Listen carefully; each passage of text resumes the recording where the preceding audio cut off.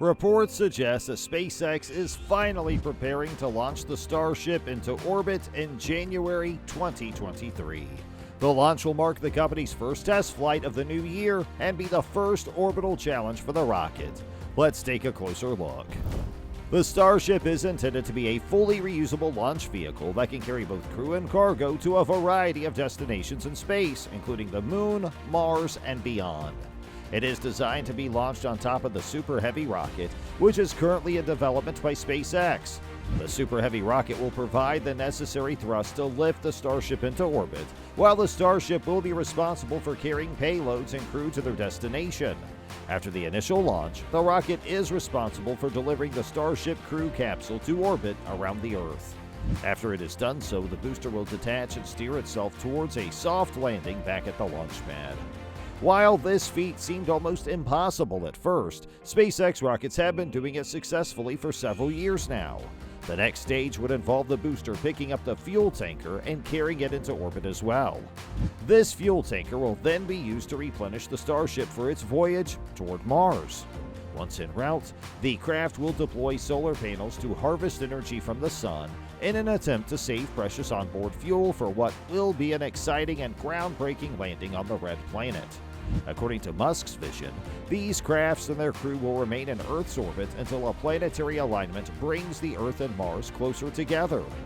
This is a window that opens once every 26 months. The long-term plan for SpaceX is to have many hundreds of spaceships waiting in orbit to depart en masse as part of the Mars colonial fleet. Perhaps the most important part for this entire plan to work is the reusability of the boosters. Musk's plan revolves around making sure that each spacecraft is capable of being reused as much as possible. He states that there is no way to have a self-sustaining colony on Mars without reusability. It's a fundamental part of the plan. He also adds that if the wooden sailing ships from the old days were not reusable, the United States probably wouldn't have existed. SpaceX estimates that it will be able to use each of its rocket boosters a whopping 1,000 times, each tanker 100 times, and each spaceship 12 times at least. The first missions are only estimated to carry around 100 people on each ship, but gradually that number is expected to increase to more than 200. According to these estimates, putting 1 million people on the surface of Mars could take anywhere from 40 to 100 years after the maiden voyage.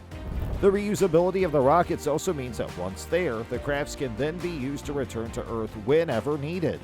After a few uncrewed cargo supply missions have already landed on Mars, the human phase of colonization will be finally ready to begin. One of the biggest hurdles that stand in the way is the Red Planet's notoriously thin atmosphere.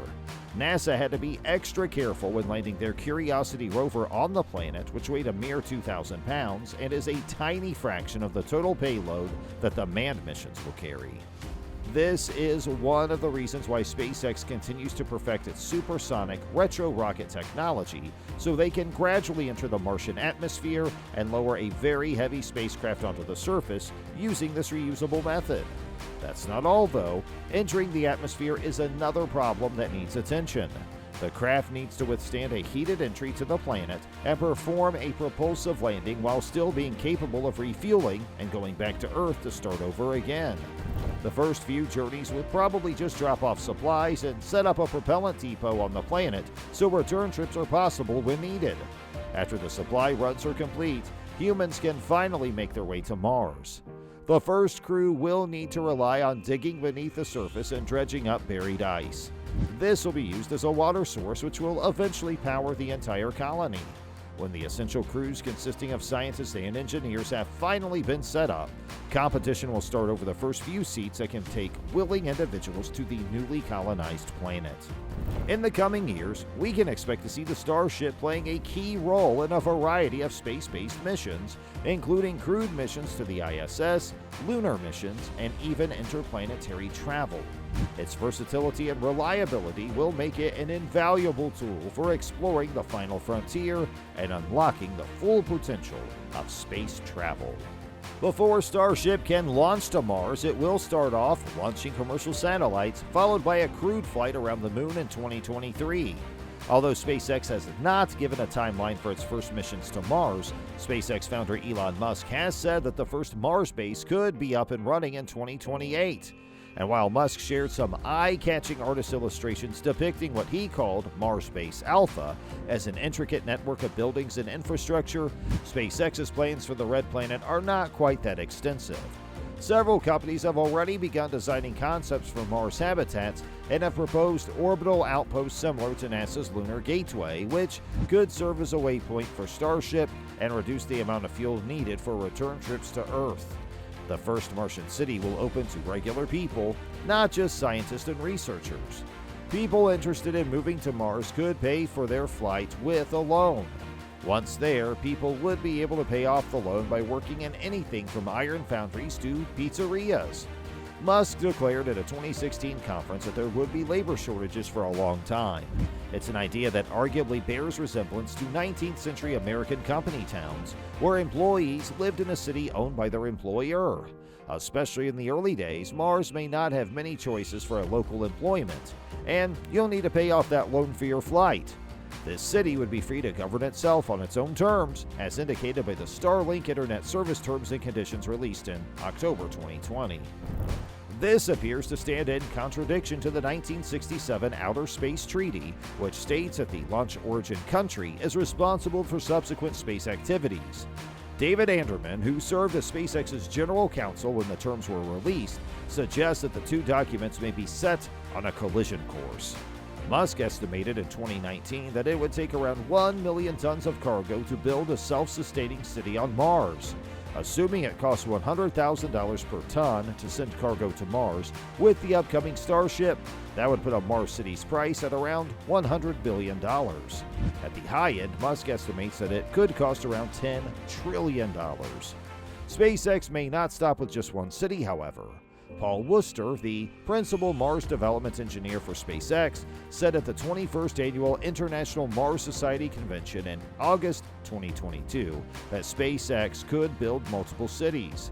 The idea would be to expand out and start not just with an outpost, but grow into a larger base, not just like there are in Antarctica, but a village, then a town, which grows into a city, and then multiple cities on Mars.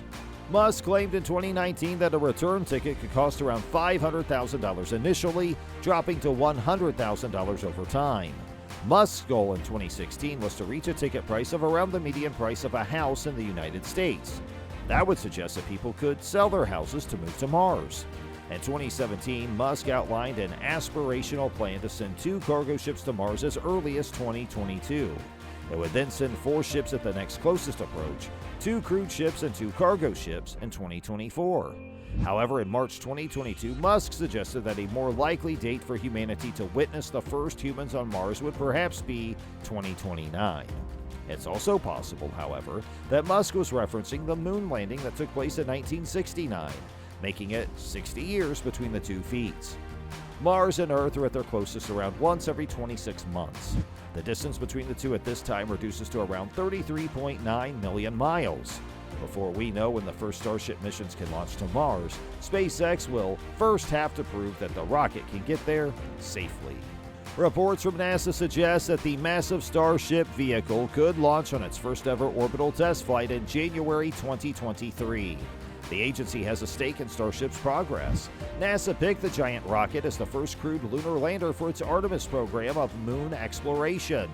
If all goes according to the current plan, a Starship will put boots down near the moon's south pole in 2025 or 2026 on the Artemis 3 mission. No Starship prototype has taken flight since May 2021, and all of its jaunts so far have reached a maximum altitude of just 6 miles or so.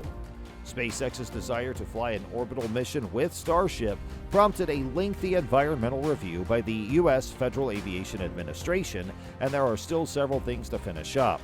That FAA review, called a Programmatic Environmental Assessment, examined Starship activities at Starbase, SpaceX's facility near the city of Brownsville in South Texas. The FAA concluded that assessment in June, following numerous delays from late 2021 due to the need to consult with other agencies and deal with public comments. The FAA said this summer that SpaceX needs to take 75 actions to reduce its environmental impact on the area.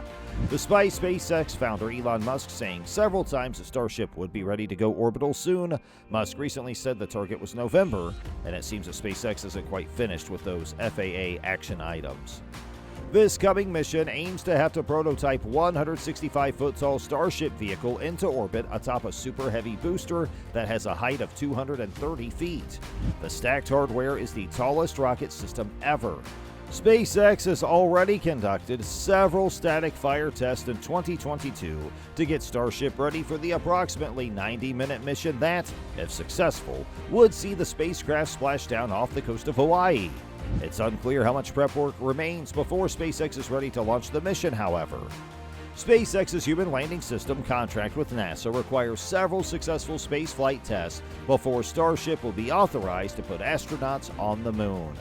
NASA is also seeking a second vendor for crewed Artemis landing missions, but more options won't be ready until Artemis 5 at the earliest, putting SpaceX in line for landings on Artemis 3 and Artemis 4 in about 2025 and 2027, depending on how earlier missions go.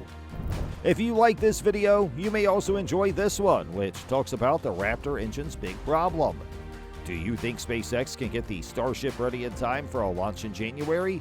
Please share your thoughts in the comment section below.